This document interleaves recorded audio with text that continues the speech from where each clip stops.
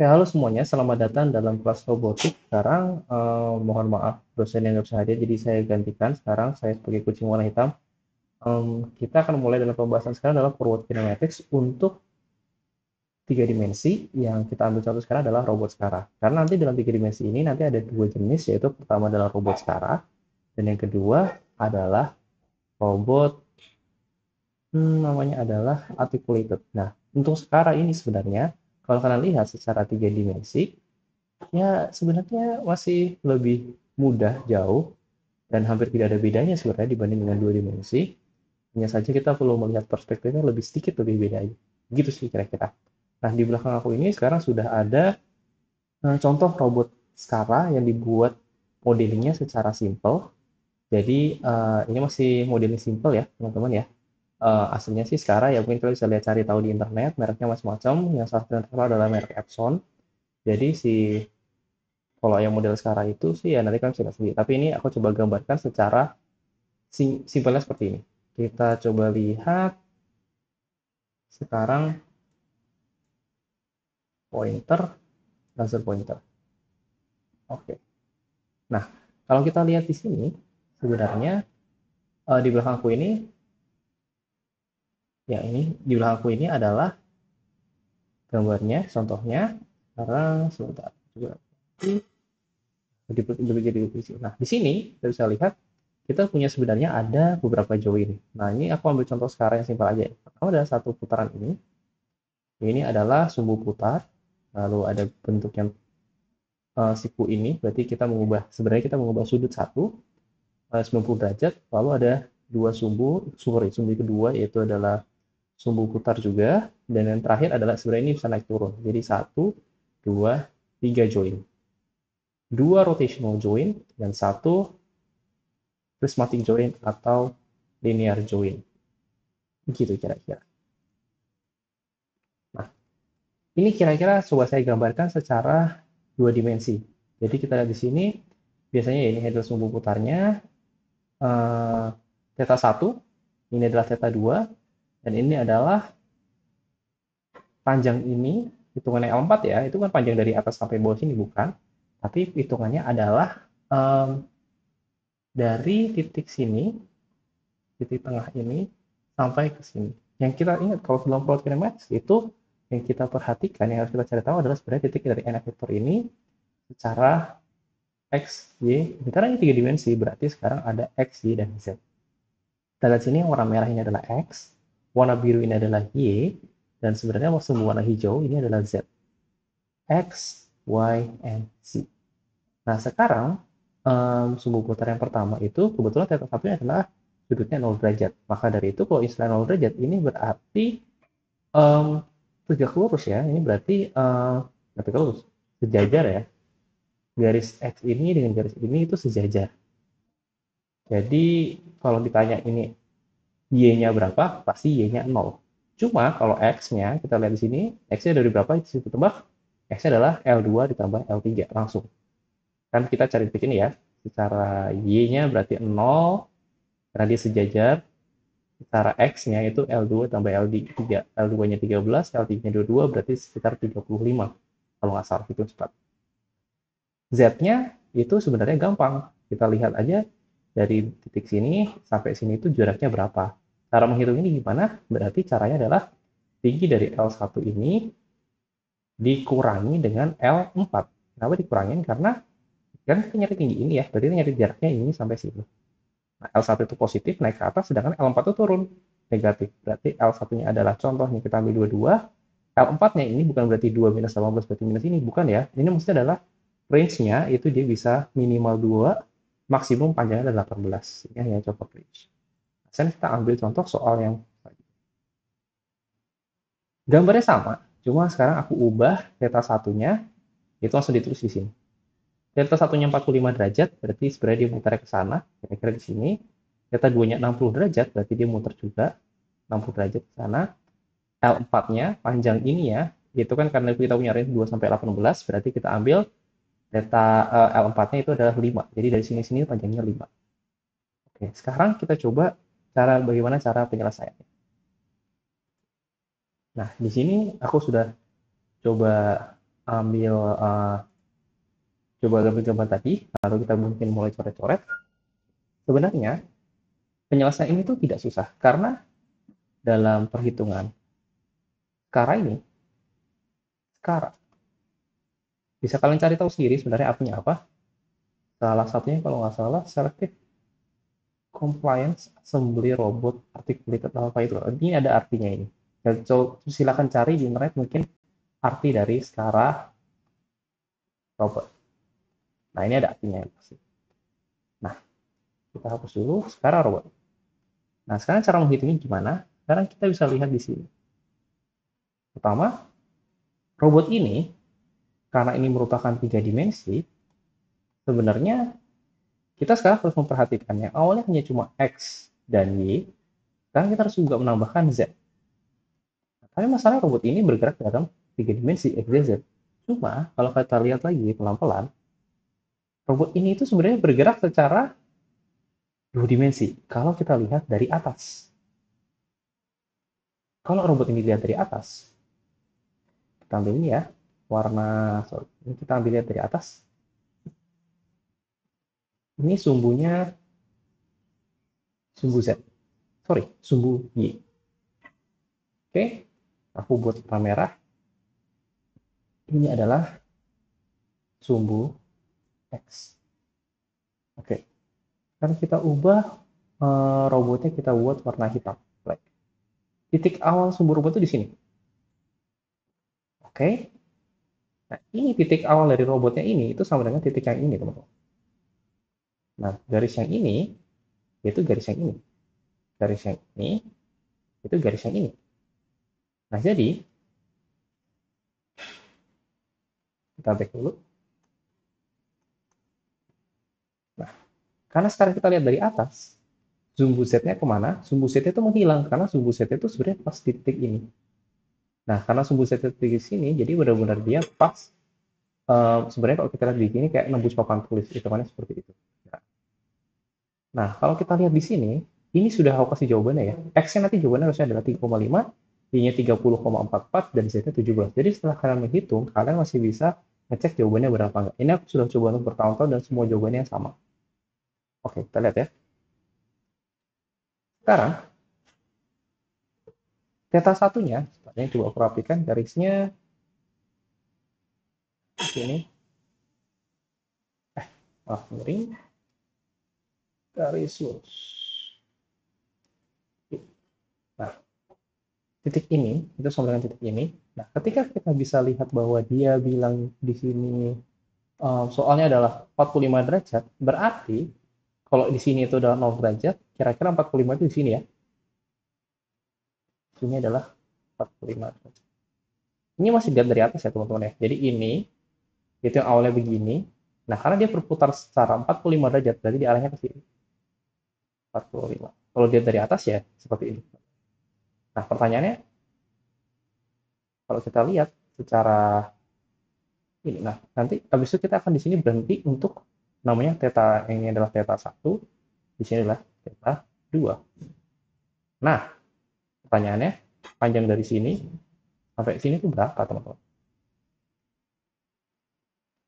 Masih langsung. Pertanyaan dari panjang dari sini sampai sini berapa? Kita bisa lihat bahwa panjang dari sini, kalau lihat dari atas, itu adalah sebenarnya L2. Panjang dari sini ke sini. Betul ya? Nah, di sini L2-nya berapa? L2-nya adalah 13. Berarti kita sebut di sini adalah 13. Atau kita tulis saja L2 ya. L2. Kita hapus dulu gambar ininya. Ini theta 1.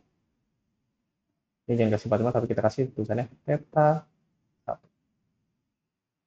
Nah, sini kalau kita lihat garis putus-putus, terus si theta 2 itu berarti kan kita lihat sini theta 2-nya adalah 60 derajat. Berarti kalau ini kira-kira ini, di sini adalah 90 derajat, perkiraan 60 derajat berarti 2 per 3 kira-kira di sini. Perkiraan aja ya, perkiraannya dari ini garisnya kira-kira secara geometris. Kita bisa hapus garis ini. Nah, ini kan adalah perpanjangan dari garis L2 tadi ya. Nah, L1-nya kemana? Kita belum ketemu L1. Nah, L1 kenapa? Ya kalau kita lihat dari atas, L1-nya kita lihat dari atas, L1 kayak cuma satu titik bulatan doang. Jadi dalam hal ini L1 itu masih kita abaikan. Oke, kita peduli dengan L2-nya dulu, yang kita bosan tulis di sini L2, dan kita juga peduli selanjutnya adalah sebenarnya adalah L3. L3 itu yang apa? Berarti L3 itu adalah ini, panjang ini nih L3 nih teman-teman. L3, panjang sini. Nah, itu tuh panjang L3 teman-teman. Nah, habis itu ketik di sini, udah, kita udah selesai nih, udah pakai ini sudah terbaca, sudah terbaca. Sekarang kita lihat nih titik ininya. Pertanyaannya, titik ini ngaruh nggak L4?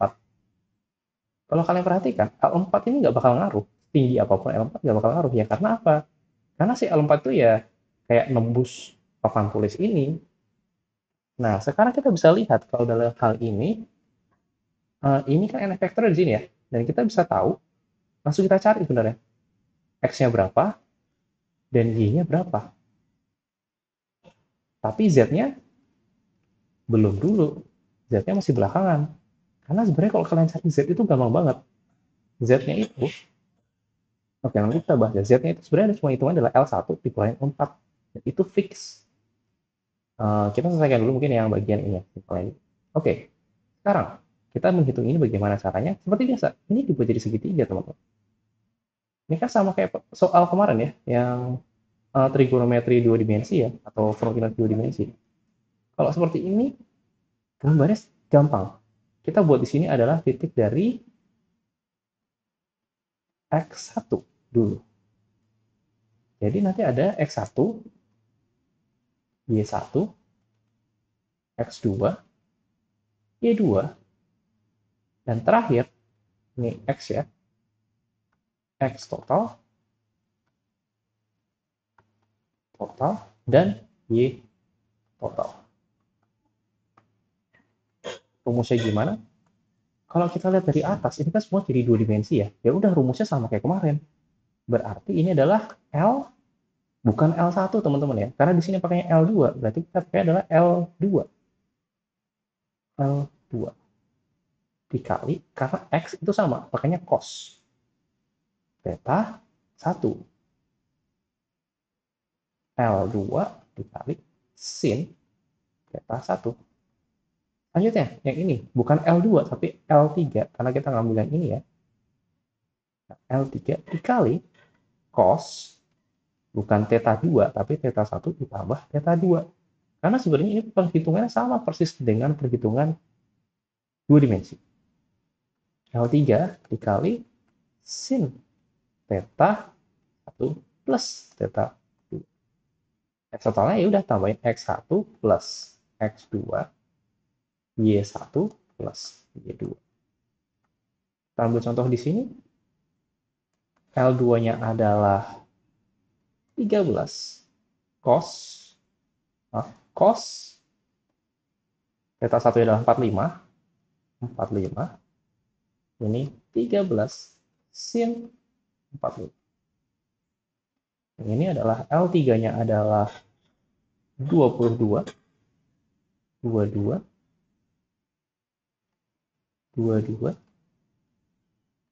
cos sin 45. Nah, ini tadi kita berapa? Positif ya, masih berarti plus 60. Plus 60. Atau dalam kata lain, yang ini jadinya 6, 7, 80, 105 sebenarnya. Kita coba cari dulu menggunakan kalkulator. Kita baru nyari, ini adalah X sama Y-nya ya teman-teman. X sama Y-nya. Nah, kalau X sama Y-nya udah ketemu, dan ini, X ini sama Y ini ya benar-benar X dan Y-nya ini. Karena kalau kita lihat di sini, ini udah titik X sama Y-nya. Nah, sekarang kita hitung. Perhitungannya adalah pertama 13 cos 45 dan 13 sin 45. Kayaknya jawabannya sama karena cos sama sin 45 itu kan kayaknya di tengah-tengah. Kita coba lihat ya. Sin 45 itu sama dengan 0,70 dikalikan dengan 13. Hasilnya adalah 9,19. Nah, kurang bagus tulisannya. 9,19 ya sama aja jawab tulisannya ini huruf tadi ini 105. Ini jawabannya apakah sama? 13 dikali dengan sin 45. Sama, 9,19. Terus satu sisi langsung 9,19. 9,19 ditambah, ya tergantung ini bisa plus atau bisa minus ya sebenarnya. Ada perhitungan di sini. Kemungkinan ada yang minus. Nanti kita bisa ganti aja ini. 22, kita hitung selanjutnya. 22 cos 105 sama dengan minus 5,69. Agak ini kita geser dikit mungkin. Satu lagi 22 sin 105. 21,25. Kita bisa tulis di sini minus 5,69. Yang di sini adalah plus 21,25. Kita lihat hasilnya apakah sesuai. Yang dulu 1,25 ditambah 9,19. Hasil adalah 30,44. Sama ya, sesuai ya. 30,44. Di sini. Ini Y-nya, Y total. Sudah sesuai nih, sudah selesai Y-nya. Nah, sekarang ini 9,19 dikurangin dengan 5,69. Itu adalah 3,5. Dan ini jawabannya sesuai dengan ini ya. Oke. Ini ya sudah, Z-nya belum. Nah, sekarang kita udah punya X total, kita punya Y total. Terakhir kita cari Z total. Z totalnya sangat-sangat simpel. Z total itu sama dengan, nah ini kan mau berputar kayak gimana pun, robot ini, kalau dia mau berputar kayak gimana pun, dia misalnya sudut ini muter 45, sudut ini 30 derajat, sudut ini sekian derajat, tapi kan tinggi ini kan selalu sama ya, anggapannya tinggi ini selalu sama. Jadi, Z itu sangat tidak terpengaruh oleh theta 1 dan theta 2. Nah, Z itu hanya terpengaruh oleh L4. L1-nya udah fix. Nah, ketika L1 itu udah fix, dia turun L4, dia tinggal, oh ya itu tinggal L1 dikurangi sama L4. Kita ambil contoh sekarang dalam keadaan sekarang, kita tulisnya L1 dikurangin L4 panjangnya. Kita ambil contoh sekarang, L1-nya adalah 22, 22 dikurangin, ini nggak usah ya, ini harus diperhatikan, ini kan tadi aku bilang karena ini range ya. Kita lihat L4-nya itu adalah ini, L4 adalah 5. Nah, 22 minus 5, 22 minus 5, karena kita lihat L4 di sini adalah 5, berarti 22 minus 5 sama dengan, oh salah 17 ya, harusnya. Kita 22 minus 5, ya 17. Ya, berarti Z total sekarang kita punya adalah 17. Dan ini adalah sesuai dengan, kita jadi punya X-nya, ini kita ambil, kita coba warnanya jadi warna merah ya. X totalnya 3,5, Y totalnya 30,4, Z total adalah 17. Jadi kita punya X 3,5, Y 30,4, dan Z-nya 17. Kita bisa tulis juga ya 3,5, 30,44, 17. Dan ini adalah jawaban yang kita cari. X, Y, dan Z. Nah, begitulah cara untuk menghitung fluid kinematics dari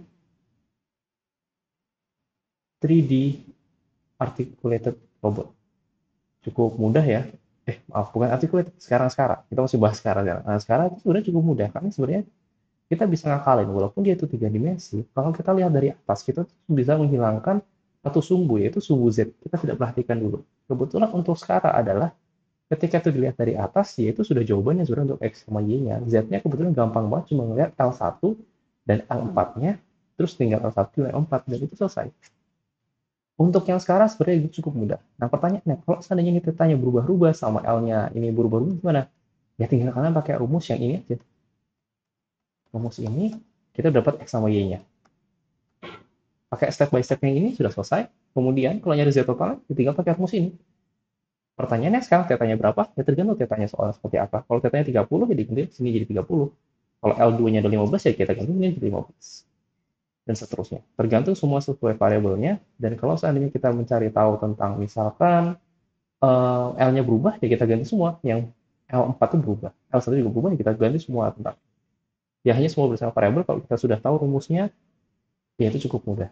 Yang tapi harus yang kita perhatikan adalah sekarang sumbunya ini, sudutnya ini, kalian harus memperhatikan baik-baik, theta 1 sama theta 2 itu sebenarnya positif atau negatif. Ini kan theta 2 tadi ya. Nah, kalau theta 1 theta 2-nya ini positif negatif, kita lihat lagi dari seperti di dua dimensi kemarin, cewek sama cewek, tapi itu sudah dari atas. Ya, kira-kira seperti itu teman-teman penjelasan untuk perhitungan power kinematik tiga dimensi secara trigonometri. Baik, kalau begitu sekian dari kelas ini. Silahkan kerjakan kuis dan PR-nya. Jika ada pertanyaan, silahkan tanyakan. Kita bisa diskusi, mungkin bisa lewat chat atau bisa diskusi melalui Google Classroom. Kalau begitu, saya tutup untuk kelas hari ini. Terima kasih dan bye-bye.